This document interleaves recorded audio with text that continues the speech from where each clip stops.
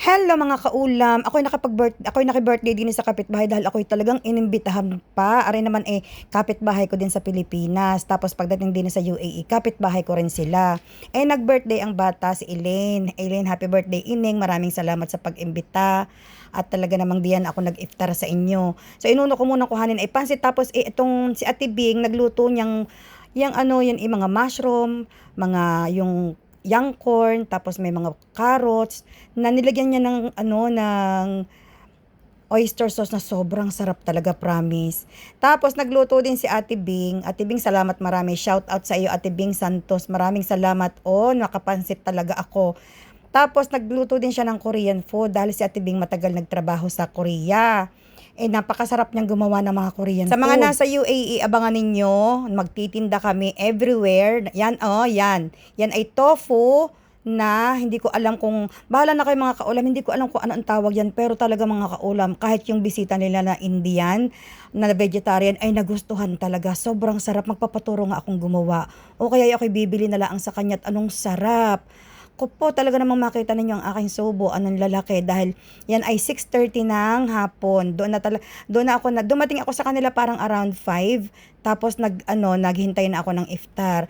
Nandyan si Elaine mga kaulam ay anak ng aking kumpare na yung kumpare kong iyon kaklase ko din ng high school. Tapos silang mag-ama nandito sa Dubai. Tapos si Elaine, yung kanya mga pinsan, nandito lahat, magkakasama sila sa bahay. Si Elaine naman sa hotel nagtatrabaho.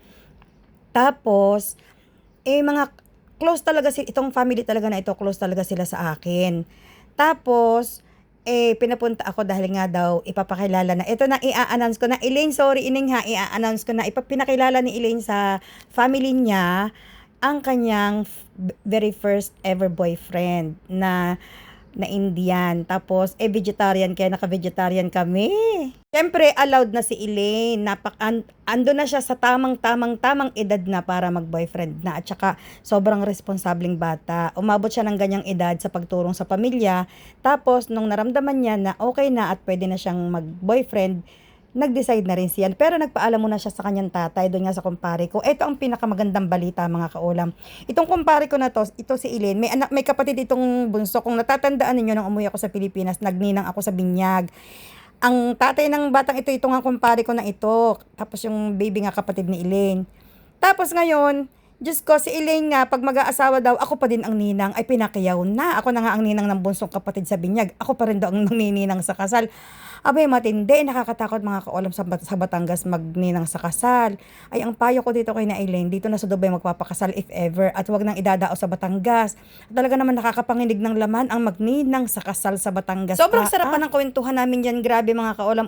Inabot pa ako dyan ng mga around 8:30 pa ng gabi sa sobrang sarap ng kwentuhan dahil bihira talaga kami magkita-kita kahit kami ay magkakapit-bahay.